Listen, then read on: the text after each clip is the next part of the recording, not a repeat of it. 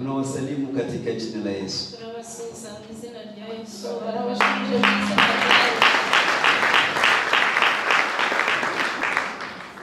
Tunamshukuru Mungu ambaye ametuleta pamoja leo. Naamini Mungu ametuleta kwa sababu ana kusudi. Imana yatuzanye kubera yuko ifite impamvu. Nataka utambue ya kwamba Mungu ni Baba. Ndashaka kumenya yuko Imana ari Data. Na anatuwazia mawazo mazuri kila siku. Kandi adutekerereza ibitekerezo byiza buri munsi. Mungu ametuleta hapa asubuhi ya leo. Imana yatuzanye hano mu gitondo cy'uyu munsi. Kama baba yetu anataka kuongea na sisi. Nka Data ushaka kuganira natwe. Mungu anapotaka kuongea na sisi, Imana ishaka kuganira natwe, anaongea na sisi kwa sababu tatu. Aganira natwe kubera impamvu eshatu. Kusudi la kwanza, Mungu anaongea na sisi kwa ajili ya kutufariji. Impamvu ya mbere, Imana iganira natwe kugira ngo duhumurize katika yale yote tunayoyapitia. Muri bya bindi byose tunyuramo, Mungu anataka aongee na sisi asubuhi ya leo kwa ajili ya kutufariji. Imana irashaka kuganira natwe mu gitondo cy'uyu munsi kugira ngo iduhumurize. Sema amen. Amen. Mungu ametuleta asubuhi ya leo, kusudi la kwanza anataka afariji wewe, anifariji mimi, atufariji sote. Imana yatuzanye hano mu gitondo cy'uyu munsi kugira ngo aguhumurize, amuhumurize, twese aduhumurize. Na atafanya mambo yote hayo ni kupitia neno lake. Kandi araduhumuriza anyuze mu ijambo rye. Jambo la pili, Mungu ataongea na sisi asubuhi ya leo. Impamvu ya kabiri, Imana yaganira natwe mu gitondo cy'uyu munsi kwa ajili ya kututia moyo, kugira ngo adukomeze, aduhe imbaraga, kwa ajili ya kutuhimiza ili tuendelee, kugira ngo dushoboze tubashe gukomeza urugendo. Kuna mengi tu ambayo tunayoyapitia, hari byinshi tunyuramo, lakini mpango wa Mungu, ariko gahunda z'Imana n'intego y'Imana kwa ajili ya maisha yetu, nka Data mu buzima bwacu, kupitia neno lake asubuhi ya leo, anyuze mu ijambo rye mu gitondo cy'uyu munsi, anataka tena tutie moyo, arashaka kutwongeramo imbaraga no kudukomeza. Anataka kututia moyo. Imana irashaka kudukomeza. Nataka uelewe wewe ambaye umefika hapa asubuhi ya leo, nagira ngo usobanukirwe wageze hano mu gitondo cy'uyu munsi, haijalishi mambo unayoyapitia, ntabwo haijalishi mambo unayoyapitia, peu importe ce que tu traverses, ibyo unyuramo byose nta mpamvu, whatever yote ambayo unayoyapitia, ibyo unyuramo byose haijajalishe kitu, ntabwo ntacyo bitwaye.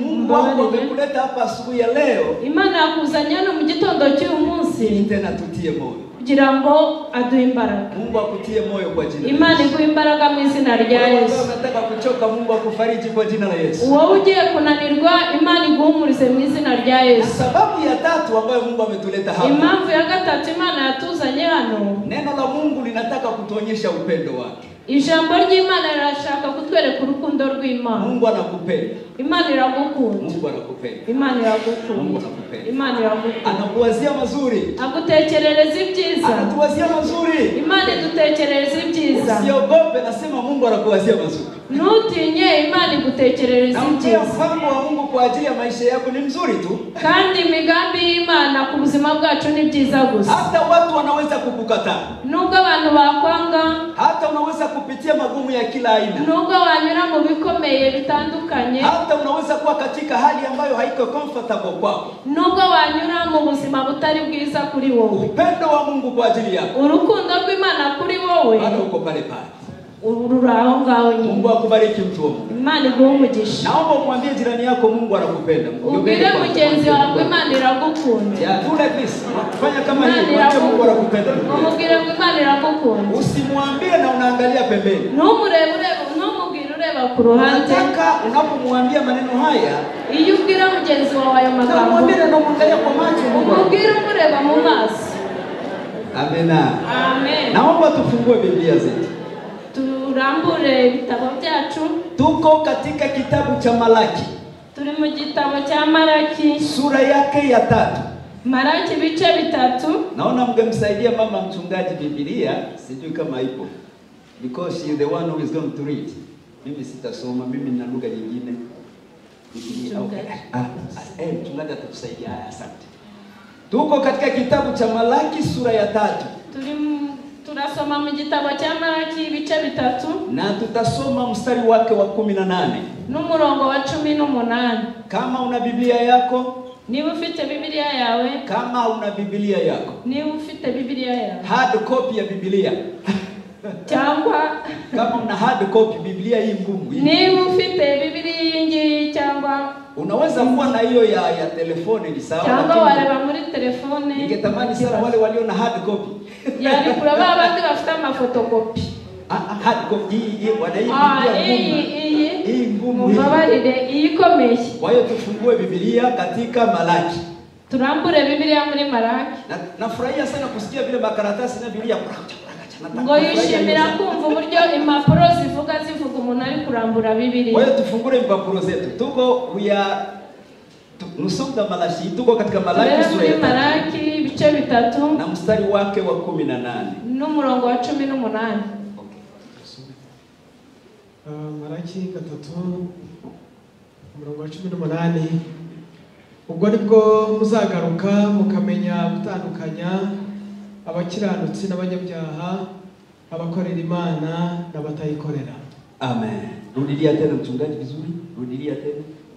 Ubwo nibwo muzagaruka mukamenya gutandukanya abakiranutsi n'abanyabyaha, abakorera Imana n'abatayikorera.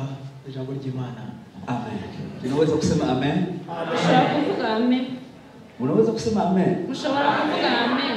Jina langu ninaitwa Guillaume. Mazina yitwa Guillaume. Mimi ni mchungaji. Wewe ni umupastori. Ninafanya kazi na kanisa la Nkurunziza. Akorana n'itorero ry'Nkurunziza. Na ninaishi Gikondo. Atuye Gikondo. Nataka tueleze maneno kidogo asubuhi ya leo. Anashaka kubasobanurira amagambo make mu gitondo cy'uyu. Na haya maneno ambayo tunakwenda kuongea asubuhi ya leo, ayo magambo tugiye kugana mu gitondo cy'uyu munsi, nataka unisikie vizuri. Umve neza, unyumve neza. Nataka unisikilize vizuri kile ambacho Mungu anataka aongee na sisi kama wanawe asubuhi. Anashaka ko mutega amatwi ukumva neza icyo Imana ishaka kuganira natwe uyu munsi. Kitabu cha Malaki kinasema hivi. Gitabo cha Malaki kiravuga ngo, Biblia hii yangu ya Kifaransa ya Misego inatafsiri vizuri tofauti na ile ya Kinyarwanda. Iyi Biblia ya Kifaransa isobanura neza bitandukanye na Biblia ya Kinyarwanda. Biblia yangu ya Kifaransa inasema hivi. Biblia ya Kifaransa iravuga ngo, inasema et vous verrez de nouveau, na mtaona tena upya. Muzabona ibisha. Utofauti ulio kati ya mwenye haki, itandukaniro riri hagati y'umunyakuri na mtu asiyekuwa na haki. N'umuntu utari umunyakuri. Mtaona tofauti kati ya mtu aliye mwanafunzi wa Yesu, muzabona itandukaniro riri hagati y'umwigishwa wa Yesu na Mkristo wa kuingia na kutoka, n'umukristo winjira agasohoka. Leo nitaongea alama 6 za mwanafunzi wa Yesu. Uyu munsi ndaganira ibimenyetso 6 z'umwigishwa wa Kristo. Mwanafunzi wa Yesu hatambulikani kwa maneno peke yake. Umwigishwa wa Yesu ntabwo uzamumenyera ku magambo gusa. Mwanafunzi wa Yesu hatambulikani kwa sababu anahubiri au ana Biblia. Umwigishwa wa Yesu ntabwo amenyekana yuko yigisha cyangwa afite Biblia. Lakini mwanafunzi wa Yesu anatambulikana kulingana na matunda aliyoonyesha alionayo. Ariko umwigishwa wa Kristo amenyekanira ku mbuto yera nizagaragariza abantu. Asubuhi ya leo mchungaji katika neno la kufungua mkutano, igitondo cy'uyu munsi umushumba gufungura iteraniro alisoma andiko la Mathayo sura 7. Yasomye muri Matayo ibice 2. Na katika ile andiko amesoma neno moja nzuri sana. Muri iryo somo yasomye ijambo ryiza cyane. Amesoma mahali ambapo Yesu anasema hivi. Yasomye aho Yesu avuga ngo, sio wote waniitao Bwana Bwana watakaoona ufalme wa mbinguni. Siba abandi bose bavuga ngo mwami mwami, sibo bazabona ubwami bwo mu ijuru. Lakini watakaoona ufalme wa mbinguni, ariko bazabona ubwami bwo mu ijuru, ni watu ambao pamoja na kusema Bwana Bwana, niba abandi bavuga ngo mwami mwami, lakini wanaonyesha pia matunda ya kwamba wao ni wafuasi wa Yesu. Ariko bakagaragaza imbuto yuko ari abantu bakurikiye. Mtu anaweza kuwa Mkristo. Umuntu ashobora kuba Umukristo. Mtu anaweza kusema ninampenda Bwana. Umuntu ashobora kuvuga ngo nkunda Umwana. Mtu anaweza kusema nimeokoka. Umuntu ashobora kuvuga ngo narakijijwe. Hiyo haijatosha. Ibyo ntibihagije. Lakini tunachotamani kuona, ariko icyo dushaka kureba, kwa mtu yeyote aliye mwanafunzi wa Yesu, umuntu wese umwigisha wa Tunahitaji kuona matunda. Turashaka kubona imbuto ye. Tunahitaji kuona alama. Turashaka kubona ibimenyetso zinazomuonyesha kwamba huyu ni mfuasi wa Yesu. Bigaragaza ko uyu yakurikiye Yesu. Mpendwa uliye hapa asubuhi ya leo. Mukundura wewe ni mshirika wa kanisa la Epe. Wewe ni Mkristo unampenda Epe, kundima. Unamwimbia Mungu. Uririmbira Imana. Unamtumikia Mungu. Ukorera Imana. Wewe ni mhubiri. Wewe ni umwigisha. Unatoa mali yako. Utanga utunzi bwawe. Hautachelewa ibada. Ntujucererwa. Lakini pamoja na hayo yote, ariko hamwe n'ibyo byose, nataka nikuulize swali moja. Ndashaka kukubaza ikibazo kimwe. Unaonyesha matunda gani? Werekana imbuto ki? Ni matunda ya kuwa mfuasi wa Yesu? Ni imbuto zo kuba umuntu wakurikiye Yesu? Au ni matunda ya kwamba wewe si mfuasi wa Yesu? Cyangwa ni imbuto zigaragaza ko utari wakurikiye Kristo? Mwanafunzi anatambulikana kwa matunda yake. Umunyeshuri umwigishwa agaragazwa n'imbuto ye. Hapa kando hapa kuna university. Ahangaha hafi yacu hari kaminuza. University ya Tauris iko hapa. Kaminuza irahanga. Hapa tuna wanafunzi wengi tu. Aha dufite abigishwa benshi. Lakini sio wanafunzi wote wanaonyesha matunda ya kwamba wao wanasoma hapa. Ariko sibo abigishwa bose sibo bagaragaza imbuto ko bose biga hapa. Wanafunzi anayesoma hapa, umunyeshuri wiga hariya, kuna masharti fulani, kuna matunda fulani anayoyaonyesha. Hari imbuto runaka agaragaza. Hata kama anaweza kusema sote ni wanafunzi, nubwo yavuga ngo twese turi abanyeshuri, na akisema ya kwamba mimi ni mwanafunzi wa shule fulani, akavuga ngo njyewe ndi umunyeshuri w'ishuri runaka, kuna alama ambazo zinahitaji kuonekana kwake. Hari ibimenyetso bigomba kugaragara kuri na vivyo hivyo wewe na mimi, ni gutyo wowe nanjye, sisi kama wanafunzi wa Yesu, twebwe nk'abigishwa ba Yesu, tunahitaji kuonyesha alama ya kwamba sisi ni wa Yesu. Tukeneye kugaragaza ko twebwe turabigishwa. Malaki anasema vizuri. Malaki avuga neza. Malaki ni nabii miongoni mwa manabii wadogo. Malaki ni umuhanuzi mu bahanuzi bato. Na tunamuita nabii mdogo si kwamba alikuwa mdogo. Tumwita umuhanuzi muto suko yari muto. Ni kwa sababu ujumbe wake ulikuwa ni ujumbe mfupi. Kubera ko ubutumwa bwe bwari ubutumwa bugufi. Alikuwa na ujumbe mfupi tu. Yari afite ubutumwa bugufi gusa. Na manabii wengine walikuwa na ujumbe mrefu. Ariko abandi bahanuzi bagira ubutumwa burebure. Waliokuwa na ujumbe mrefu waliitwa manabii wakubwa. Abagira ubutumwa burebure biswa abahanuzi bakuru. Lakini waliokuwa na ujumbe mfupi wanaitwa manabii wadogo. Ariko abagira ubutumwa bugufi biswa abahanuzi bato. Sasa Malaki anatoa unabii wake kwa wana wa Israeli. Malaki yavuze ubutumwa bwe ku bana ba Israeli. Na anawaambia wa Israeli neno moja. Yabwiye Abisraeli jambo rimwe. Anawaambia taifa la Israeli, aravuga ngo ubwoko bwa Israeli, usijivunie kusema Mungu ni baba yetu, Mungu ni baba yetu. Nimukirate kuvuga ngo Imana ni data, Imana ni data. Tutichocheke na kusema sisi ni wa Kristo, sisi ni wa Kristo. Nituzarushwe no kuvuga ngo turaba Kristo, turaba Kristo. Lakini taifa la Israeli, ariko ubwoko bwa Israeli, nataka kitu kimoja. Arashaka ikintu kimwe. Mungu hataki maneno tu. Imana ntabwo ikunda amagambo. Mungu hataki maneno tu. Imana ntikunda amagambo. Lakini pamoja na maneno, ariko hamwe n'amagambo, Mungu anataka aone tabia. Imana yashaka ngo ibone ingeso. Anataka aone tofauti. Arashaka kubona itandukaniro. Kwa hiyo anawaambia hivi. Yarababwiye ngo kila mara katika kila mkutano, buri gihe muri buri teraniro, kila mara katikati yetu wana wa Israeli, buri gihe mu iteraniro bana ba Israeli, tutaona kila mara tofauti. Tugomba kubona buri gihe itandukaniro. Wale wanaomcha Mungu, babandi bubaha Imana, wale wanaomcha Mungu, babandi bubaha Imana, wale wanaompenda Mungu, babandi bakunda Imana, wana tofauti na watu wasiomcha Mungu. Bafite itandukaniro na babandi batubaha Imana. Tofauti yao inatokana na nini? Itandukanirizo ryabo rituruka he? Tofauti yao inatokana na tabia. Itandukanirizo ryabo ni ku ngeso. Tofauti yao inatokana na matendo. Itandukanirizo ryabo ibikorwa. Bwana atusaidie sana. Bwana atusaidie sana. Nataka muangalie kwanza mwenyewe kwa pembeni yako, mwambie wewe una tabia gani? Beba uri ku ruhande rwawe umubwire. Wewe una tabia gani? Wewe ufite ingeso ki? Tabia yako ni ipi ndugu yangu? Ingeso yawe ni iyo nshuti yanjye. Si unaweza kumwambia tu.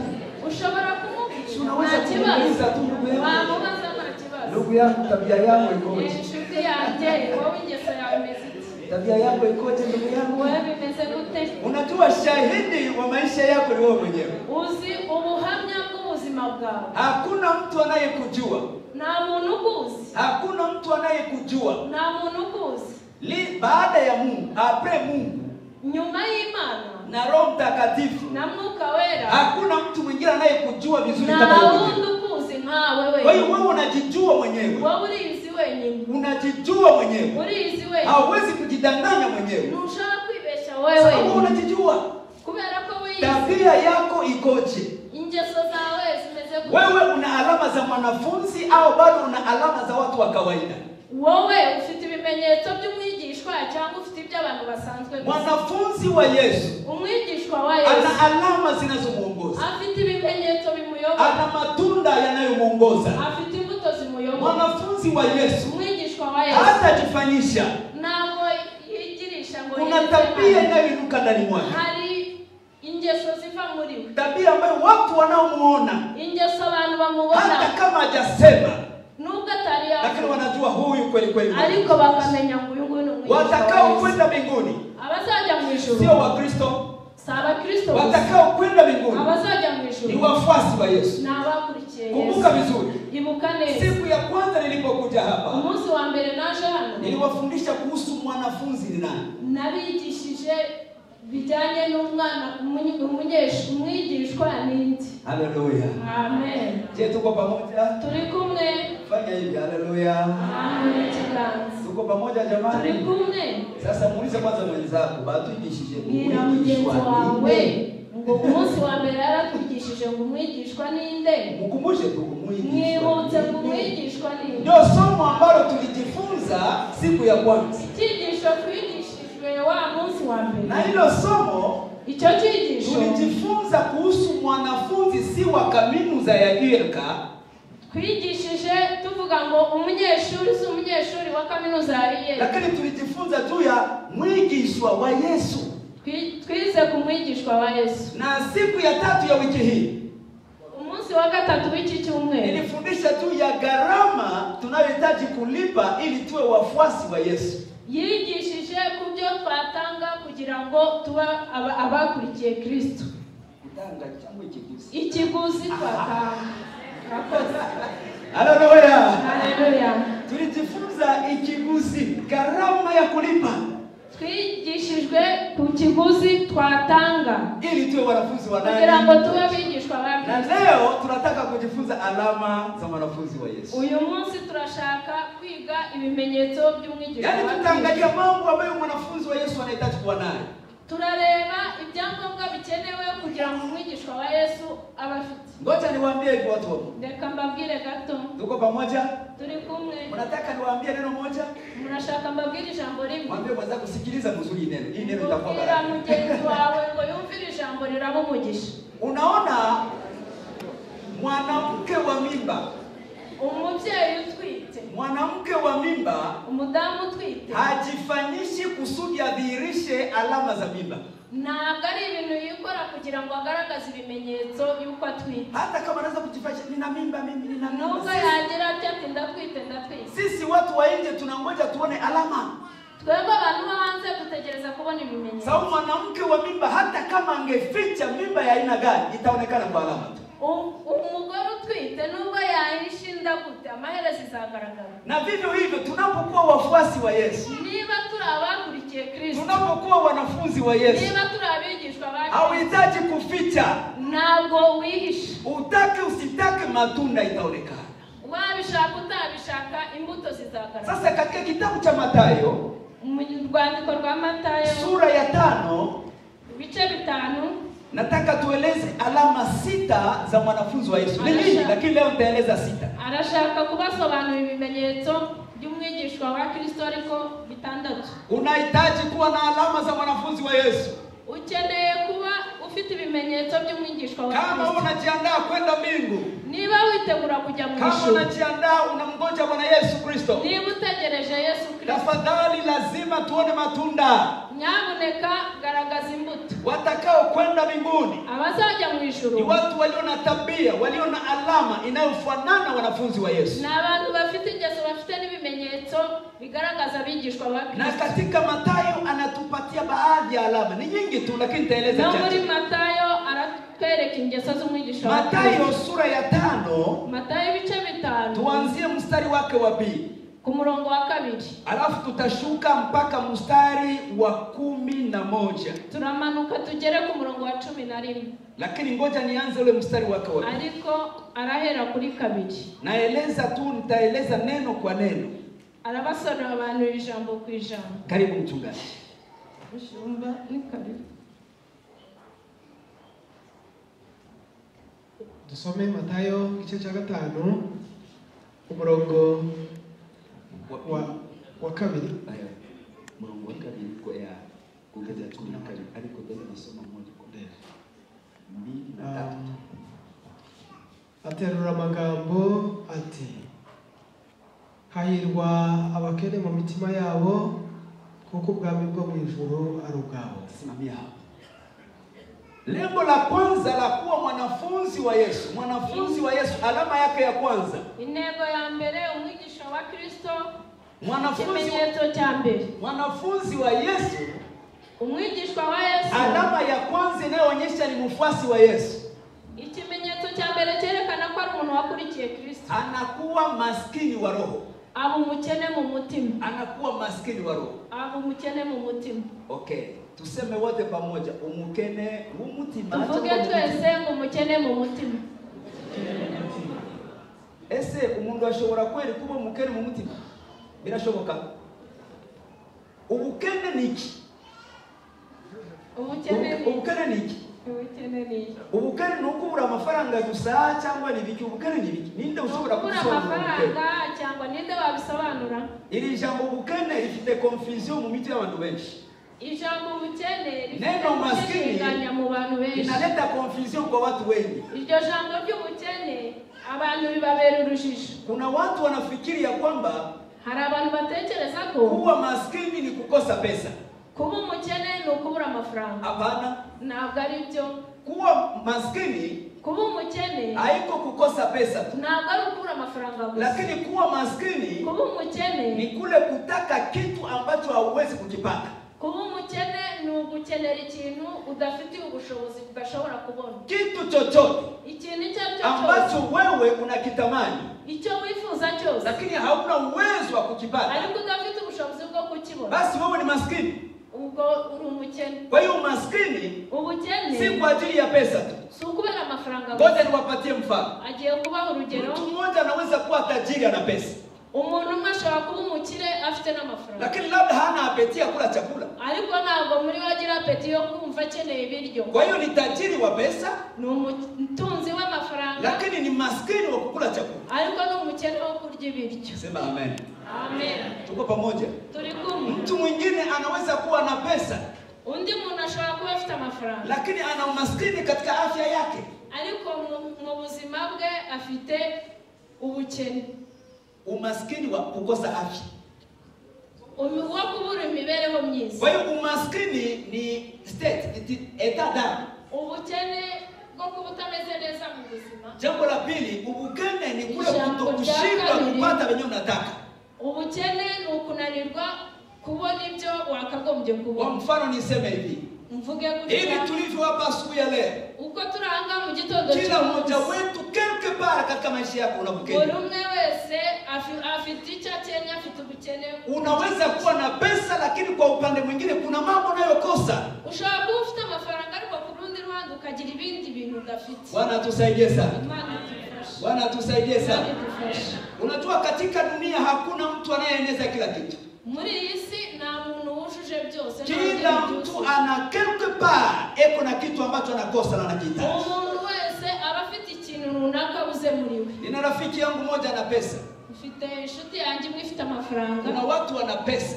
Hari abantu bafite amafaranga. Kuna wengine wanajifanyisha kuwa na pesa. Hari abandi bigira abanyamafaranga. Lakini huyu jamaa ana pesa.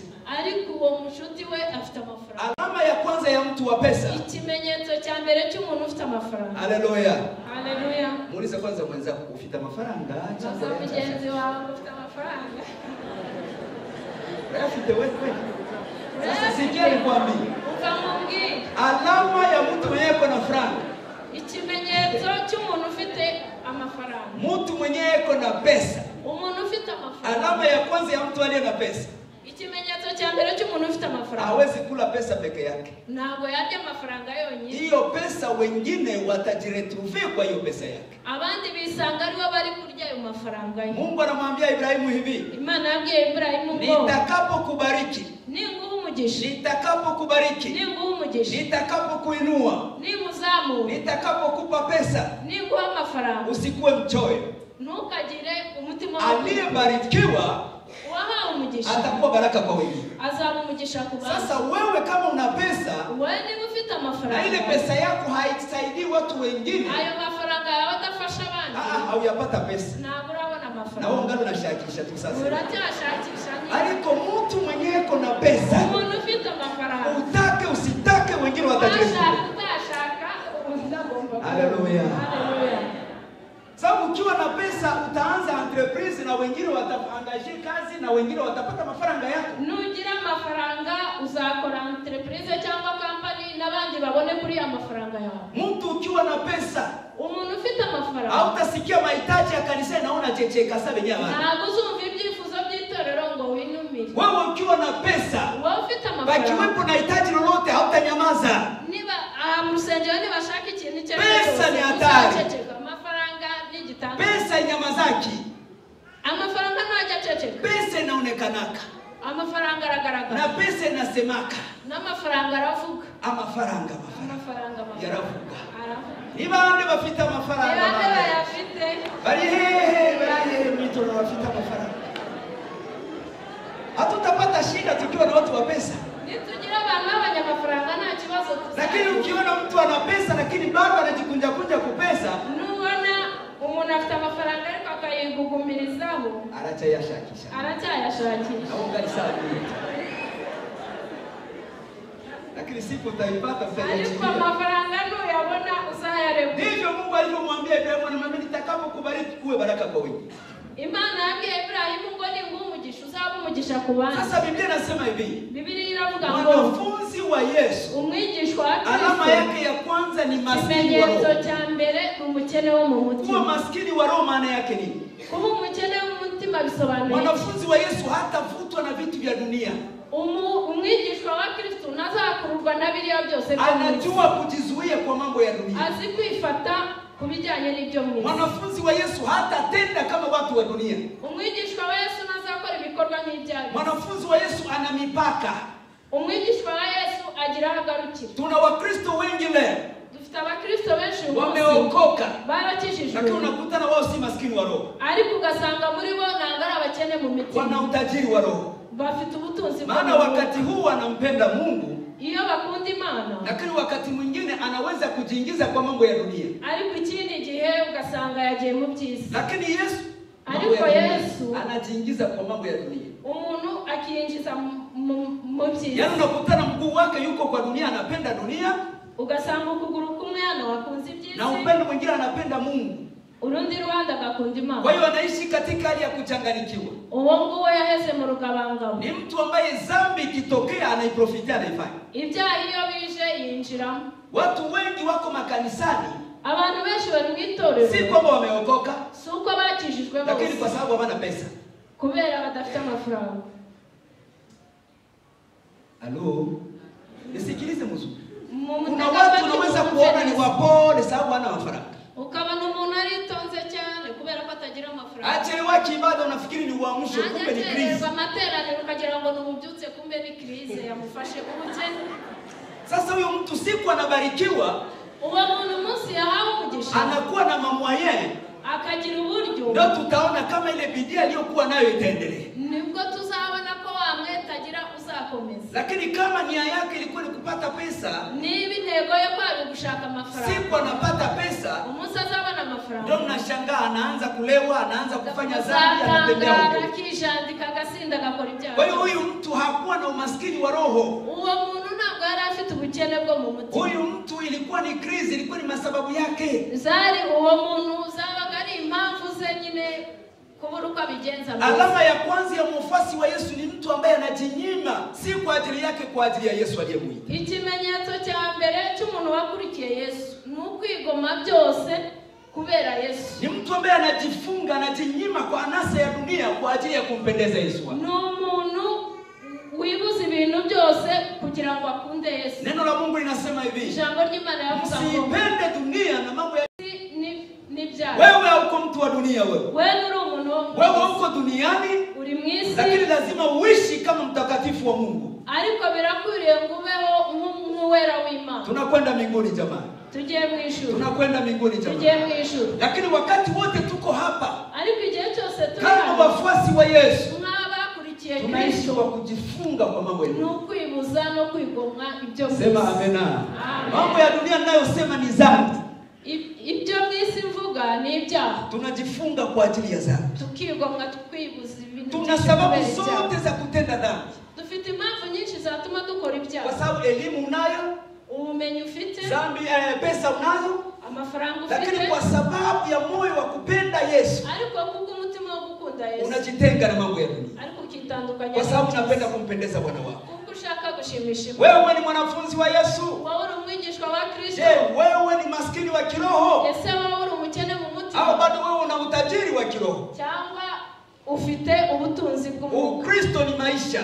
Ubukristo ni ubuzima. Ukristo sio maneno tu. Ubukristo si amagambo. C'est toute une vie que nous devons, ni maisha ambayo tunahitaji kuonyesha kwa wengine. Ubukristo ni ubuzima dushaka kugaragaza no Kwa hiyo kugaragaza. alama ya kwanza ya mwanafunzi wa Yesu Ikimenyetso cya mbere cy'umwigishwa ni wa mtu Kristo, ambaye anajua kujinyima, ana njaa, anajua kujinyima mambo ya ni dunia. umuntu wigomwa, arashonje ariko akigomwa iby'isi. Na kutakia Bwana akujalie neema kwa mwanafunzi mzuri wa Yesu. Ndashaka ko Imana ikugirira ubuntu ukaba umwigishwa wa Bwana Yesu. atujalie neema tusio wa Kristo wa kupenda dhambi. Imana itugirira ubuntu ntituba abakristo bo gukora ibyaha. Lazima tuishi kama watoto wa Mungu. Ni ngombwa ko tubaho nk'abana b'Imana. Na kuishi kama watoto wa Mungu inawezekana. Kandi kubaho nk'abana b'Imana byose birashoboka. Amen. Amen. Alama ya pili, Ikimenyetso cya kabiri, anasema ya kwamba, aravuga ngo, karibu mchungaji.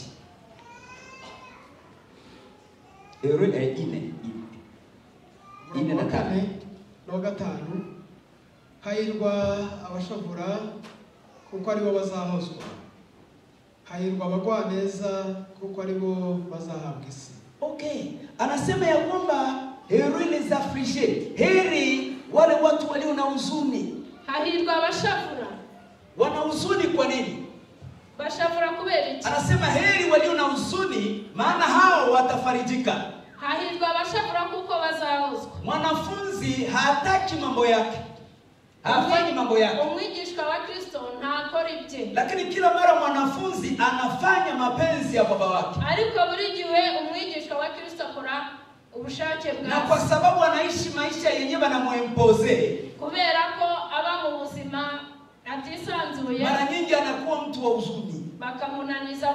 Akenshi aba umuntu ushavuye, kwa sababu anakuwa ni mtu wa huzuni. aba umuntu ushavuye, Ni mtu ambaye angetaka hali hiki, ni umuntu ushaka ngiki, lakini wanamwambia usile hicho, fanya hivi. ariko bakavuga ngo hoya icyo ntukirye, gira gutya. Nakumbuka wakati niko kwa secondary school, tulikuwa kwa boarding. Igihe yari mu ishuri ryisumbuye, Tulikuwa kwa boarding. yari muri interna, Na kwa boarding tulikula nyama, murazi inyama murazi. Tulikula nyama mara 2 tu kwa wiki. muri interna baryaga inyama inshuro ebyiri mu cyumweru. Tulikula nyama kila Saturday, Buri gihe baryaga inyama Saturday, kila Saturday buri wa gatandatu na dimanche. no ku cyumweru, Lakini siku zingine zote ariko indi minsi yose ilikuwa ni wali maharagi, yari umuceri n'ibishyimbo, umuceri n'ibishyimbo. Na hiyo maisha ilifanya wanafunzi wengine wakati mwingine ulichoka maharagi na wali, hata hivi kama nasipendaki wali na maharagi sababu nilikula mingi sana kusema. Icyo gihe abanyeshuri barambiwe umuceri n'ibishyimbo, uwe kugeza na n'ubu ntabwo abikunda. Alafu inapofika saa 4 mnasema leo ni leo Ariko bagera ku wa gatandatu bakumva nyine ni fete. Lakini hiyo hali ya kuhuzunika haikuwa kwa ajili ya ubaya wetu. Ubwo buryo bwo gushavura ntabwo kwari ukubera Tulipomaliza masomo, ariko barangije ishuri, nakumbuka tukapata madiploma, babona impamyabushobozi, na baadaye tukaingia maisha yetu ya kawaida, bajya basubira mu buzima busanzwe, ndipo tukafarijika. nuko barahumurika. Wakati ule wote wa huzuni ilikuwa ni kwa ajili ya kutuandaa. Icyo gihe cyose cyo gushavura yabaye muri iryo shuri, bwari uburyo bwo kubategura. Sijui una huzuni aina gani, Sinzi ngo ushavuye kubera iyihe na kama mpamvu. una huzuni kwa ajili ya Yesu wako, Niba ushavuye kubera Yesu, kama umehuzunika ajili ya Yesu wako, niba ushavuye kubera Yesu, kama watu wanakucheka kwa ajili ya Yesu wako, niba abantu baguseka kubera Yesu, kama watu wanakusema kwa ajili ya Yesu wako, niba abantu bakuvuga kubera Yesu, iko faraja siku moja. hari ihumura umunsi. Biblia inasema walio na huzuni wote watafarijika. Abashavuye bose bazahura. Iko siku tutafarijika. Hari umunsi tuzahumurizwa. Tusiishi kama watu wa dunia, nitubeho nk'abantu bo na mwisi, tusipende dunia. nidukunde isi, Tuko katika dunia, turi mwisi, lakini tusiishi kama watu wa dunia. ariko nitube nk'abantu Ina bo maana mwisi. tabia yetu isifanane watu wa dunia, Ingeso zacu nizise nabi, na huzuni yote tulionayo leo, no gushavura kose dufite, iko siku tutafarijika. hari umunsi tuzahumurizwa. Anasema alama ya tatu ni kwamba hivi, Aravuga ikimenyetso atasema cy'agakiza. erele de bonheur. Hahirwa abanyamahirwe, abagwaneza, sorry, Abagwaneza. abagwaneza. Bagwaneza mu Kiingereza tunaweza kusema au mu Francais, c'est-à-dire bagwaneza au mu Kiswahili. Nataka nielewe ile neno vizuri. Abagwaneza. Watu wafurahi. Ni vile mchungaji wafurahi. Watenda mema. Anasema hivi, heri watendao mema.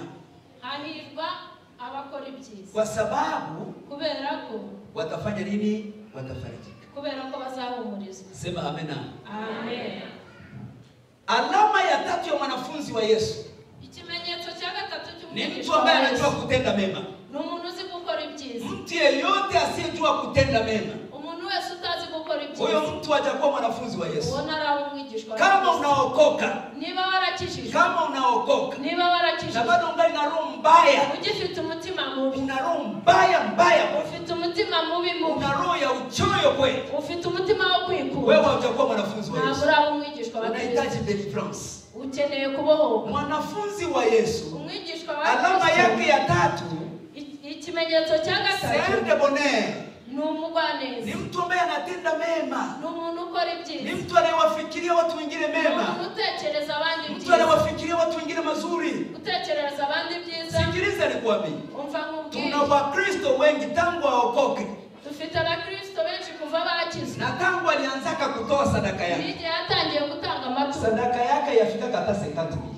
amafaranga amaturo atanga ntaragera 2,000. Franga yote alishatoa tangu amafaranga waokoke. yose yatanze y'amaturo kuva yarakizwa Haijafikia 50,000 totali. ntabwo aragera mu 2,000. Kwa sababu ya nini? kubera iki? Moyo wake hauko moyo wa huruma. Umutima wose umutima w'imbabazi, Hauko moyo wa kutenda mema. ntabwo ari umutima wo gukora ibyiza. Nataka utende mema. Ndashaka gukora Naomba ibyiza. Mungu akufungue utende mema. Imana ikubohore ukora ibyiza, Uwe mtu wa kutenda mema. uba umuntu ukora ibyiza. Biblia inasema hivi, Bibiliya iravuga ngo chochote unachopanda icyo ubibye cyose ndicho utakachokivuna. nicyo uzasarura. Mema yote unayotenda hapa Ibyiza byose ukora aha utayakutana mbinguni. uzabisanga mu ijuru. Sema amena. Amen. Mwambie mwenzako mema yote unayotenda hapa. Ibyiza byose ukora, Mwambie vile mema yote unayotenda hapa ibyiza byose ukora utayaona kule. uzabisanga mu ijuru. Sikiliza, usiwe kama Lazaro. Ntukabe nka Lazaro. Lazaro alikuwa ni mwanafunzi mzuri wa Yesu. Lazaro yari umwigisha mwiza wa Yesu, Lakini Lazaro alikuwa hajui kutenda mema. ariko Lazaro ntiyari azi gukora ibyiza. Na Biblia inasema hivi, Bibiliya iravuga ngo matendo yetu tunayoyatenda hapa imirimo dukorera tutaikutana mbinguni. tuzabisanga mu ijuru. Maana kwenye hazina yako hiko Ubutunzi bwawe aho buri ndio kwenye na roho yako itakuwa. niyo n'umutima wawe usanga. Sasa Lazaro akafa. Lazaro arapfa. Lazaro alipokufa, Lazaro amaze gupfa, kwa sababu alikuwa mtu asiyetenda mema, kuko yari umuntu utarakoraga ibyiza, mbinguni hakukuwa nafasi. mu ijuru ntiyari afite Sasa umwanya. alifika mbinguni, Lazaro akaanza kuhangaika. Amaze kugera mu ijuru atangira guhangayika. Sikiliza, Lazaro alihangaika sana hapa duniani. Lazaro yabayeho nabi hano muri iyi si. Mbinguni tena nako hana nafasi. Mu ijuru nta mwanya yari afite. Ibrahimu akamwangalia akamwambia, Lazaro, Ibrahimu aramureba aramubwira ngo yo Lazaro, uliteswa sana duniani, warababaje cyane mu isi, lakini huku mbinguni nako unaanza kuwayawaya, hauna makao. no mu ijuru naho nta byicaro ufite. Basi njoo ikale kwa kifua chako. Ngwino basi ujye mu gatuza kanjye. Tafadhali usiende kuikala kwa kifua cha mtu mwingine. Ntukajye mu ijuru kwicara mu gituza cy'undi muntu. Ujiandae ili uwe na mahali pako. Witegure, Ujiandae ili uwe na mahali pako. yego witegure kugira ngo uzagire ahawe ho kuba. Sasa sikiliza nikwambie. Umva nkubwire, Mtu asiye na kitu, umuntu udafite ikintu, mtu asiye na taji yoyote, umuntu udafite ikintu cyacyo hata mbinguni hana valeur. no mu ijuru nta gaciro. Biblia inasema ule tajiri alipokuwa kwa moto akainua macho. N'igihe nyamutunzi yari mu muriro yubuye amaso, Akamuona Lazaro ule aliyekuwa nakula chakula kilichokuwa anaanguka kwa meza yake. abona Lazaro wa undi wajya kutuvungukira tuvuye ku meza ye. Akamuona tena yuko kwa kifua cha Ibrahimu. Amubona ari mu gatuza ka Abrahamu. Sikiliza maneno ya Bwana. Umva amagambo Akamwambia Ibrahimu, umutume ule Lazaro, ule Lazaro. Yabwiye Ibrahimu ngo tumuhe Lazaro. Aenda ambie wa ndugu zangu kwamba wasiteseke. Ajya kubwira abavandimwe basize ntibazabe nkanjye. Kwa nini alimtuma Ibrahimu anamtuma ule Bwana? Kubera iki atatumye Ibrahimu akajya gutuma Lazaro? Kwa sababu Ibrahimu alikuwa na matendo. Kubera ko Ibrahimu yari afite imirimo. Ibrahimu alikuwa na kazi. Ibrahimu yari afite imirimo. Ibrahimu alikuwa na utajiri. Ibrahimu yari afite ubutunzi. Nataka umtumikie Mungu. Turashaka gukorera Imana. Uwe mtu wa matendo mema. Ubu umuntu w'ibikorwa byiza. Alama ya tatu ya mwanafunzi, ikimenyetso cya gatatu cy'umwigisha, aliye na matendo mema. ni umuntu ufite imirimo Na nimalizie kwa alama ya 4 na ya 5 alafu tuone. Ararangiriza ku Alama kimenyetso ya cya 5 4 n'icya 5. Ya 4 na ya 5 anasema hivi. Ikimenyetso cya 4 n'icya 5 biravuga ngo, Mstari wa 6. umurongo wa 6. Umurongo wa 6 turavuga ngo hahirwa abafite inzara n'inyota byo gukiranuka kuko aribo bazahazwa. Okay, 7. Hahirwa abanyambabazi kuko aribo bazazigirirwa. 8. Hahirwa ab'imitima iboneye kuko aribo bazabona Imana. 9. Hahirwa abakiranura kuko aribo bazitwa abana b'Imana. 10. Hahirwa abarenganyirijwe gukiranuka kuko ubwami bwo mu ijuru ari ubwabo. Asante. Alama ya 4 ya mwanafunzi wa Yesu, Ikimenyetso cya 4 cy'umwigishwa ni wa Yesu, mtu aliye na njaa, ni umuntu ushonje, ni mtu aliye na kiu ni umuntu ufite inyota ya haki. y'ukuri. Njaa ambayo inasemwa hapa Inzara ivugwa hano sio njaa ya chakula hapana. ntabwo ari ugusonzera ibiryo. Lakini njaa ambayo wanasema hapa ni kuwa na njaa ya neno la Mungu. Gusonza bavuze hano ni ugusonzera ijambo ry'Imana. Mwanafunzi wa Yesu atakuwa na njaa ya kusikia neno la Mungu. Umwigishwa wa Yesu azasonzera ijambo ry'Imana. Neno la Mungu inasema hivi katika Zaburi. Ijambo ry'Imana riravuga muri Zaburi ya kwamba mwenye haki wangu, Waebrania mu Baheburayo, inasema mwenye haki wangu umunyakuri wanjye ataishi kwa imani. azabeshwa no kwizera. Imani inayosemwa pale si kingine, ni neno la Mungu. Ukwizera bavuga hano si ikindi, ni ijambo ry'Imana. Maana imani inakuja kwa kusikia neno. Ukwizera kuzanwa no kumva ijambo. Sijaona mwanafunzi yeyote ambaye anachoka na materia anayojifunza. Ntabwo ndabona umunyeshuri unanizwa n'ibyigwa yiga. Lakini sisi wanafunzi wa Yesu, Ariko twebwe abigishwa ba materia Yesu, tunayojifunza ni neno la Mungu. ibyigwa twiga ni ijambo ry'Imana. Mwanafunzi wa Yesu atakuwa na haki na kiu. Umwigishwa wa Yesu azagira ukuri n'inyota. Mwanafunzi wa Yesu atakuwa na njaa Umwigishwa wa Yesu azasonza ya neno la Mungu. asonzera ijambo ry'Imana. Mkristo yeyote asiyependa neno la Mungu Umukristo wese udakunda ijambo ry'Imana hawezi kuishi haki ya Mungu. ntabwo yaba mukuri kw'Imana. Haki ya Mungu tunaijifunza ni kupitia neno lake. Ukuri kw'Imana twiga ni mu ijambo Lazima ry'Imana. uwe na wakati wa kusoma neno nyumbani. Birakwiye ngo ube ugire igihe cyo gusoma ijambo Lazima uwe na ry'Imana. wakati wa kutaka kuweka en pratique lile neno na ulisikia.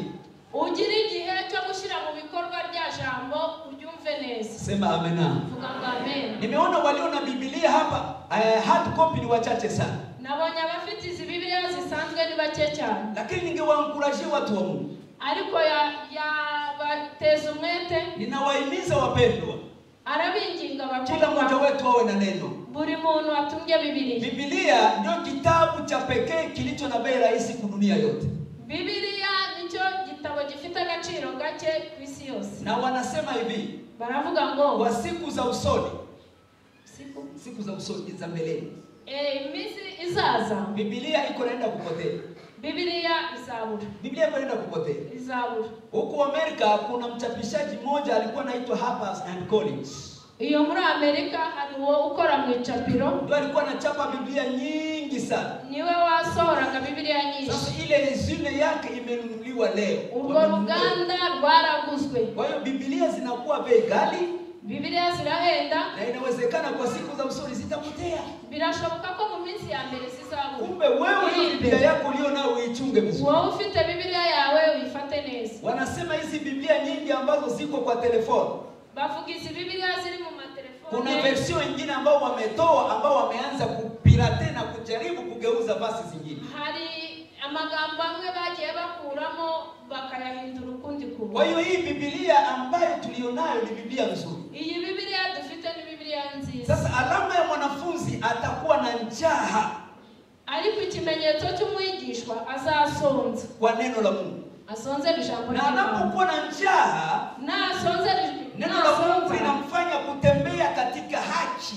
Ijambo ry'Imana rizamugira kugendera mu kuri. Neno la Mungu likusaidie utembee katika haki. Ijambo ry'Imana rigufasha ugendere mu kuri. Uwe na njaa ya neno la Mungu. Usonze ijambo ry'Imana. Uwe na njaa ya neno la Mungu. Usonze ijambo ry'Imana. Haleluya. Haleluya. Kuna watu wanaposoma Biblia anasinzia.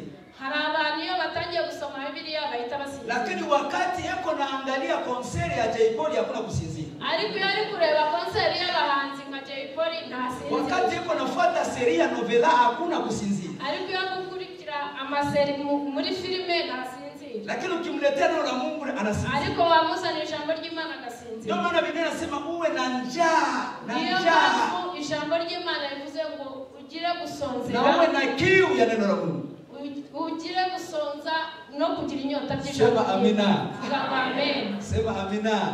Amen. Hebu niulizie jirani yako, unasinziaka wakati wa neno la Mungu? Unasikiaka unasinzia? Ubaze mugenzi wawe wese iyo gusoma ijambo ry'Imana urasinzira? Au kuna Biblia? Cyangwa ufite Biblia? Naona watu hapo wote wanavaa vizuri. Arabona abantu bose bambaye neza. Na tukiuliza simu tulizonazo hapo utashangaa.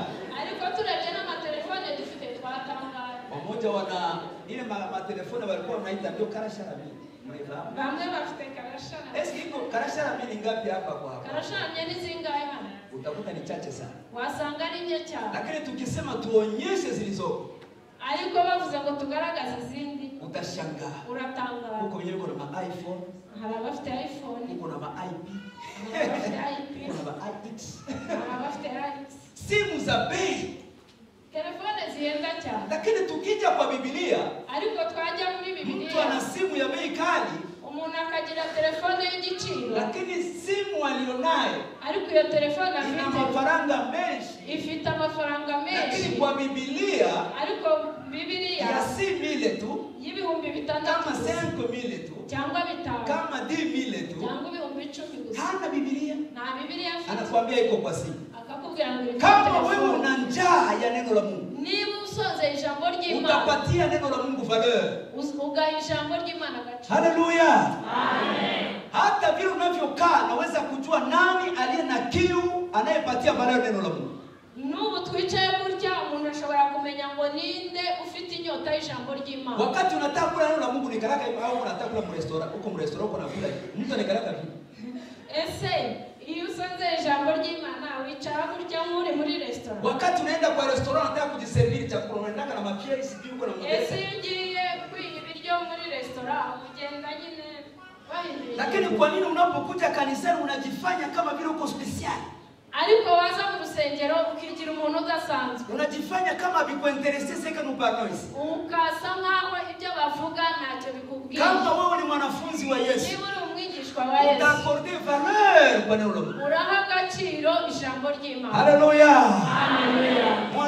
Mtaalamu mmoja alisema ni mwana psychology. Umuhanga umwe yavuze gutya. Kumjua mtu ni rahisi sana. Kumenya umuntu biroroshye cyane. Ukitaka kumjua mtu, nushaka kumenya umuntu, uangalie vitu gani anapatia ka valeur mu maisha yake. Nushaka kumenya umuntu urebe ibyaha agaciro mu buzima bwe. Ni kitu gani unapatia ka valeur mu maisha yake? Niki uha agaciro mu buzima bwawe? Mmoja wanapatia valeur vichwa yao salon isikose. Abenshi bahagacira imitwe yabo nyine muri salon bagomba kuburamo. Sio mubaya. Ntabwo ari bibi. Wengine wanapatia valeur ibiryo saa ya kukula manako usichezeshe. Abandi bahagacira ibiryo igihe cyo kurya iyo kigeze ntabwo. Wengine wanapatia valeur myambaro. Abandi bahagacira imyambaro. Wengine wanapatia valeur vitu mbalimbali. abandi bahagacira ibintu byinshi Pamoja na hivi vitu vyote, hamwe n'ibyo byose unahitaji kulipatia pia neno la Mungu valeur. hamwe n'ibyo byose ugomba guha agaciro n'ijambo Kwa ry'Imana sababu wewe ni mwanafunzi wa Yesu. kubera ko uri umwigishwa wa Yesu. Haleluya. Amen. Niulizie tena ndugu yako, ni kitu gani mu maisha yako unapatia valeur? Nibaza mugenzi wawe icyo uha agaciro cyane mu buzima bwawe. Ni kwenda kuma restaurant ku plage Gisenyi wapi? Kitu gani unapatia valeur? Kuma plage Gisenyi. Ni mpira wa APR na Rayon. Ni mpira ni match ya APR. Kuna kitu unapatia valeur maisha. Buri muntu afite ikintu aha agaciro mu buzima. Kama unapatia valeur APR na Rayon, hata sasa tuko mu ibada kuna watu amalize ndio kuhubiri APR na Rayon za kila siku. Ni APR na Rayon agaciro mu buzima bwawe. Lakini vyote vitabaki. Ariko ibyo byose tulipatia neno la Mungu valeur. Ijambo ry'Imana agaciro na kiu.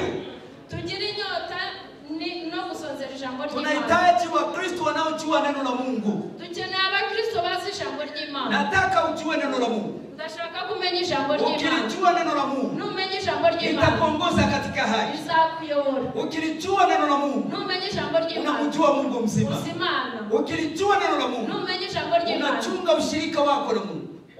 Ubusabane bwawe n'Imana ubufashe. Haleluya. Amen. Wakati nilikuwa na fiancé bibi yangu, igihe nyine yari arimo muri fiancé n'umugore we, tulikuwa tunapeana Vanessa. Bahanaga agaciro cyane. Ile wakati kulikuwa kuyakuwa matelefoni.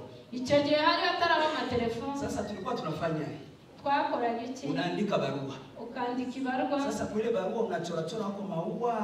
Hanyuma ugashushanya indabo kuri iyo barua. Unachora na moyo. Ugashushanyaho n'umutima. Kisha unaingizamo. Warangiza ugashyiramo. Kisha unatuma ile barua. Ukohereza urwandiko. Naenda ikipokea hiyo barua, Mungu na neema sababu kuna matelefoni. Nawe yakiri iyo barua nyine. Sasa nasema ya kwamba ndavuga ngo peu importe la distance. Haijalishi lakini ile samani yenye kila mmoja alikuwa anampatia kwa mwenzake. Agaciro umwe yahaga mugenzi we. Ukipokea hiyo barua na unaichunga mzuri. Wakwakira iyo barua ukayifata neza cyane. Naona andika yako unachora kwa maua. Nawe ukandika nawe ugashushanya. Naona uweka ingine. Nawe ukamuherereza. Kwa sababu ya nini? Kubera iki? Tulikuwa tunavipatia samani. Babihaga agaciro. Ukipatia neno la Mungu samani, nuha ijambo ry'Imana agaciro, utalipatia samani. Uzamuha agaciro. Sema amen. Amen. Sema amen. Amen. Na kwa mwisho ngoja nimalize na alama ya 5 na ya 6. Anasema ya kwamba heri walio na misericordia, kwa sababu watapewa nini? Misericordia. Misericordia ni imbabazi. Okay. Karibu. Ni sawa. Anasema ayuwa abafite imbabazi. Abanyembabazi. Murongo karibu. Hahirwa abanyambabazi kuko aribo bazazigirirwa. Okay. Hahirwa imitima iboneye kuko aribo bazabona. Imbabazi, ngoja nieleze kidogo imbabazi. Reka basobanurire imbabazi. Uko na sababu zote za kusirika kwa sababu umeumia. Ufite impamvu zose zo kurakara kubera ko wakomeretse. Lakini Biblia inasema hivi. Ariko Biblia inavuga ngo mwanafunzi wa Yesu, umwigishwa wa Kristo, ni mtu ambaye hakwazwi na mambo madogo madogo. Umuntu udasitazwa n'utuntu duto. Kuna Wakristo wengi, hari abakristo benshi ambao si wafuasi wa Yesu, batakurikiye Yesu, na hao ndio watu ya kukwazika sayo. Abo nibo bagenda basitara buri gihe. Akikwazika kwa kwaya sio ninyi hapa. Akikwazika kidogo kwa kwaya na mimi nabiacha sitayi. Niba sitaye muri korali mbivuyemo sinzabiri. Akikwazika kidogo kwa mama na sita kuyaka na mtu. Ya sitara gato kwa mama. Akikwazika kidogo kanisa mbivuyemo. Ya sitara gato mu rusengero mbivuyemo. Sasa kama unavivamo unakomesha niba ubivuyemo urahimande. Unakomesha nani kabisa? Urahimande. Kuna ndugu mmoja alikuwa na tabia kila mara wakimkwaza nyumbani kwao anasema na sitakula na mimi naacha. Umuvandimwe umwe yari afite ingeso buri gihe bamusitaza mu rugo akivumbura ngo ntabwo ari cyo. Watu wanaenda ukule basi. Bakamuhenda ngurije. Asema msiku mnanikwaza mimi nitakula. Ngo nimuzagere kujya musitaza ngo ndarye. Sasa siku nyingine undi munsi tena akakwazika. Arongera baramusitaza. Akafikiria kwamba watambembeleza kama. Agira ngo baragaruka kumuhenda nka kwakundi. Lakini sasa alienda bila anakwazika. Yagiye bamusita. Anaangalia nyuma hakuna mtu anayemfuata. Nyuma wana wamukurikiye. Akaangalia tena hakuna anayemfuata. Arareba kandi abo wamukurikiye. Mbona nitashinda na njaa leo? None uyu munsi ndabwirira. Akajirudisha. Sasa hapana kulikwaza kwanza. Uzagere kujya musita. Haleluya. Hata mwakupe tuna watu wa aina hiyo. Nabashakanye hari abantu bameze gutyo. Mama baba akimkwaza kidogo naisha toka kwa shamba. Unanikwaza mimi natoka mu shamba naenda kusema. Umugabo yasitaza umugore gato ati icyumba nyivuye mu ngiye hano. Au baba akikwazika kidogo na anahama nyumba anahamia Remera. Wewe baba. Umugabo nawe yasitara gato ati nimukiye Remera. Haiko mwe hapana niko naongea. Ariko ntabwo ari mwebwe aravuga abantu bakuru. Basomalia kule Somalia. Abasomalia.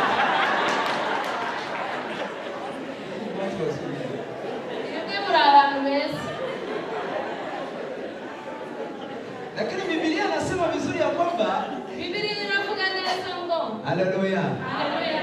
Nataka nimalize. Agiye kusoza. Nilipokea rafiki yangu mmoja. Yakiriye inshuti imwe. Watu wazuri kabisa. Abantu beza cyane. Lakini bwana siku moja akakwazika. Ariko umugabo umunsi umwe yarasita. Sijui walikosana na mume wake na mke wake. Sinzi icyo bapfuye n'umugore. Sasa sitakula. Aravuga ngo sinjya. Sasa mke wake anamwambia sheri karibu kwa chakula. Umugore avuga ngo sheri karibu ku meza. Hapana sitakula. Oya ntabwo ndya. Wakaenda kulala. Bajya kuryama. Sasa usiku Nijoro baba anasikia njaa. Umugabo arasonza. Anajikaza anasikia njaa. Akikomeza akumva arashonje. Sasa nikiamsha mke wake. Nimbyutse umugore. Nimuulize ile chakula mliacha kwa. Atasikia mbaya. Mubaze ngo bya biryo mwabisize ku meza. Ataraza kumererwa nabi. Atanionea. Aransuzugura. Sasa akajikaza tu. Arikomeza. Lakini kadiri anavyojikaza. Ariko ikomeza. Njaa nayo inauma. Arikamurya. Areba umugore. Akaona analala. Abona umugore asinziriye. Sasa kuliko kumwamsha acha niamke pole pole tu. Aravuga ngo kubyutsa umugore asinziriye ngo reka ngende gahoro gahoro. Yende niangalie kama wakudebarase meza ili nikule ile chakula. Niba batanduruye nje bya biryo. Kumbe wakati anaondoka cyagiye ari kuva mu cyumba. Mama naye hakuwa analala naye kwa jicho nyingine kula mwanadamu. Umudamu we ntabwo yari asinziriye yari arimo amureba. Naye akaenda namfuata kwa. Nawe aramukurikira. Anafika kwa sala moja. Ageze nyine abo barira. Wagiza kabisa. Mu mwijima. Alipotaka kufungua ile chakula agiye gupfundura ibisorori. Akasikia taa inawaka. Abona itara rimbarari cyane. Lakini mke wake alikuwa ni mama wa hekima. Ariko umugore we yari umunyabwenge. Wamama wa hekima Bwana Yesu asifiwe sana. Mama w'abanyabwenge Yesu nashimwe. Wamama wa hekima Bwana Yesu asifiwe. Mama w'abanyabwenge Yesu nashimwe. Wamama wa hekima Bwana Yesu asifiwe. Mama w'abanyabwenge Yesu nashimwe. Hapa naongea wamama wa hapa si wa Somalia hapa. Ariko none aravuga abadamu b'abantu ntabwo Sasa mke wake akamwambia hivi. Umugore aramubwira ngo baba baba umugabo wanjye nyumba yako. Inzu ni yawe. Wewe ndio mfalme wa nyumba hii. Wowe ni wewe mwami w'urugo. Hata kama ulikwazika. Nubwo nakukomerekeje. Ungeniambia tu niamke nikuseme. Uba wambwiye nkabyuka nkakugaburira. Hakuna sababu yoyote ya kuanza kula chakula mugiza saa mwenyewe. Na mpamvu yo kurya ibiryo mu mwijima nk'ubujura. Biblia inasema ya kwamba heri watu wanaosamehe.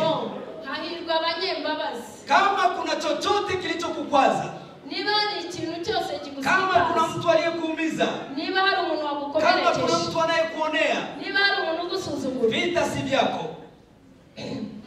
Vita si vyako. Inambara si yawe. Vita ni vya Bwana wako. Inambara ni. Acha Mungu wako akupiganie kwa jina la Yesu. Imani kurwanira imisi ya Yesu. Na katika moyo wale wanaokukwaza. Imani kure mu mutima kandi nabo bakuremo abantu bose bagusimba. Mwanafunzi wa Yesu anafika mifumo ya kutambuka vitu vingi.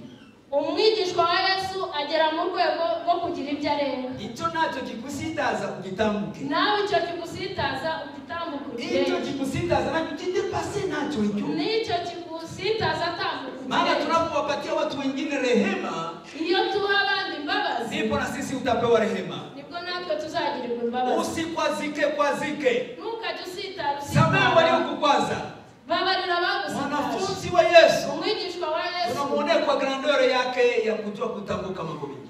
Tumuonera ku ntambwe uko agenda arenga bimwe. Bwana akusaidie usamehe. Bwana akusamehe Waachilie wale waliokutoka. Bababarire Bwana uwezeshe kuwasamehe walio Imana mwema. ushoboze ubabarire bari. Sema amina. Sema amina.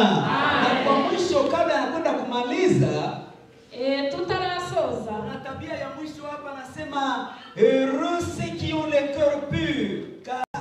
Hahirwa b'imitima iboneye. Maana hao watamuona Mungu. Abo nibo bazabona Imana. Walio na moyo safi. Abafite imitima iboneye. Mtu mmoja alisema hivi. Umuntu umwe yaravuze ngo kama kuna kitu kigumu kujua kwa maisha ya mtu. Umuntu umwe yaravuze ngo niba hari ikintu kigoye kumenya mu buzima bw'umuntu. Ni moyo wa mtu. Ni umutima w'umuntu. Moyo wa mtu. Umutima w'umuntu. Hauwezi. Ntushobora kumenya. Unaweza kuwa nimeoana na mke wangu, huyu ni mama mchungaji, sio wa kwangu. Shobora kuba narashakanye n'umugabo wanjye. Lakini ariko tunaweza kuzaa watoto, tukabyara abana, tukamaliza miaka, tukamara igihe myaka. Lakini kujuana mioyo. Ariko kumenyana mu mitima yacu ni byoroshye. Hivi tulivyo hapa. Uko turahangana. Kama Mungu akifunua mioyo ya kila mmoja. Imana ifunduye imitima yacu. Vita inaweza kutokea. Intambara zao. Huwezi kujua moyo wa mtu. Ntushobora kumenya umutima w'umuntu. Lakini Biblia inasema hivi. Ariko Biblia iravuga ngo moyo ndio chanzo cha maisha yako. Kubera ko umutima niwo rufatiro rw'ubuzima bwawe. Nasema kwamba heri mwenye moyo safi. Hahirwa b'imitima iboneye. Mwanafunzi wa Yesu. Umwigishwa wa Yesu. Mtu ambaye anajitahidi moyo wake. N'umuntu mu mutima we. Wakati wote anataka kufikiria mabaya. Akagerageza igihe cyose ashaka gutekereza ibibi. Wakati anataka kuingiliwa na ubaya. Iyo ashaka kwinjirwamo anajaribu kujitakasa. Agerageza kwiyeza. Kwa lugha nyingine, muzindi ndimi, mwanafunzi wa Yesu atendapo dhambi, umwigishwa wa Yesu yakoze ibyaha, habaki katika dhambi.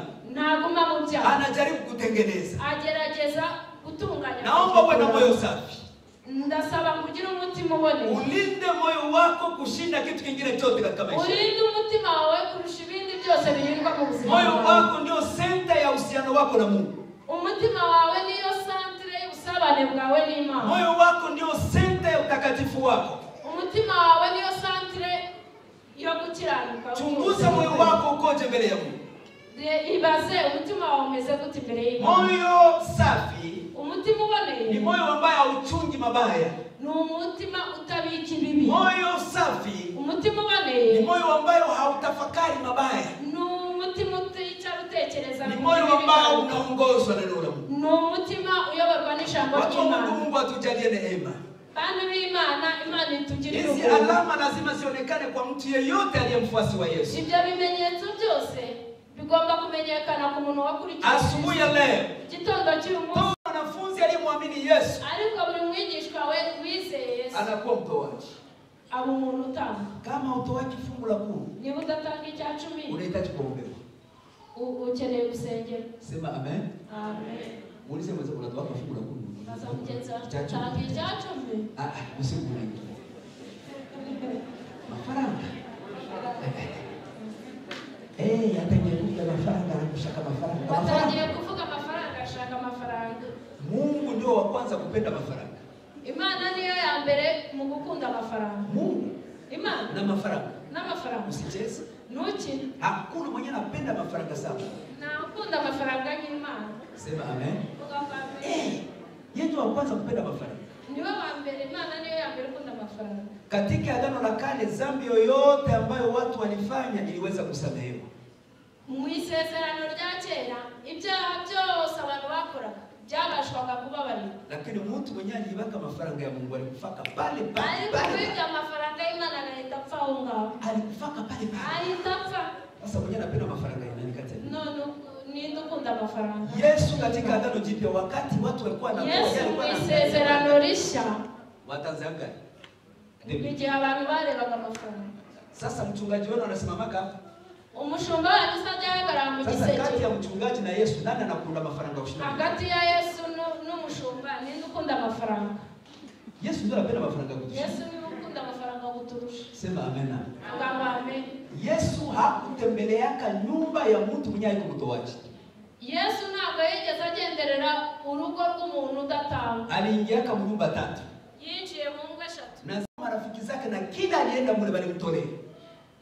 Biblia iravuga ngo bari inshuti kwa umuryango wa Lazaro, bari inshuti za Yesu, kandi igihe bajyaga, igihe cyose Yesu Zakayo baratanga. Alienda mu nyumba ya Zakayo. Yagiye kwa Zakayo. Zakayo alikuwa mtu mwema. Zakayo yari umuntu utoroshye. Okay. Na yeye alikuwa mtoaji. Nawe yaratangaga. Haleluya. Amen. Alienda mu nyumba nyingine. Yagiye muri alikuwa na mtoaji. Muri urwo rugo naho bari bafite gutanga. Nataka uwe na moyo wa utoaji. Ndashaka kugira umutima wo gutanga. Uwe na moyo wa kuwasaidia watu wengine. Ugira umutima wo gufasha abandi bantu. Haleluya. Amen. Wote wenye watoaki nitawaombea. Abantu bose batajya batanga ndabasengera. Mtu mzima hapaswi kuishi vile uko naishi. Umuntu mwiza ntabwo yabaho gutyo. Uko mgumu sana ndugu yangu. Ufite umutima ukomeye cyane. Ibinika murayizi.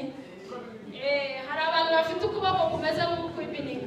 Lakini Mungu atusaidie mkono wako ufunguke ndugu. Ariko Imana idufashe amaboko yacu arambure. Hata leo asubuhi. N'uyu munsi mu gitondo. Nataka utoe sadaka yenye kufanana. Utanga ituro bisa nawe. Sema amen. Amen. Mwambie mwenzako toa sadaka leo yenye kufanana na kiu ya haki. Umwigishwa wa Yesu nanone ni umuntu uzafite inyota. Mwanafunzi wa Yesu atakuwa ni mtu ambaye yuko na misericordia, anatoa heri, anatoa msamaha. Umuntu wa Kristo ni umuntu wabaho, umwigishwa wa Yesu ni umuntu wabahote utanga imbabazi. Luka ya Mathayo sura ya 5 na ya 6 na ya 7 utaenda kuisomea nyumbani, inatupatia nshusho nzuri ya kila mwanafunzi wa Yesu. Mathayo 5:6-7 biraduha ishusho nziza y'umwigishwa wa Kristo. Mungu akubariki. Imana ibahe umugisha. Mungu akubariki. Imana ibahe umugisha. Mungu akubariki. Imana ibahe umugisha. Ingekuwa vizuri Bwana Bwana akirudi tena, Imana yagaruka, kama tutajitahidi kwa wafuasi wake, niba twagerageza tugakora ibishoboka kuba bigishwa be, na tukutane tena hivi mbinguni, tuzahure gutya. Itakuwa ni furaha ya ajabu. Byaba ari ibyishimo. Itakuwa ni sherehe ya ajabu. Yaba ari ibirori bitangaje. Nakutakia safari njema. Ndakwifuriza urugendo rwiza. Nakupatia rendezvous na Lola, tuonane mbinguni. Uzabonane mbinguni. Tuonane huko mbinguni. Uzabonane mbinguni. Tukaze mwendo wa mbele. Tukomeze urugendo. Bwana wabariki. Imana ibahe. Bwana wabariki. Imana ibahe. Bwana wabariki. Imana ibahe. Shika mkono ndugu yako. Sitaongea. Hata kujenzi wawe gutya. Alafu mwambie kwa mwangalie kwa macho. Umurebe mu maso. Mwambie Mungu akubariki. Umubwire ko Imana igumugisha. Tukaze safari. Tukomeze urugendo nshuti yawe. Rendezvous na Lola.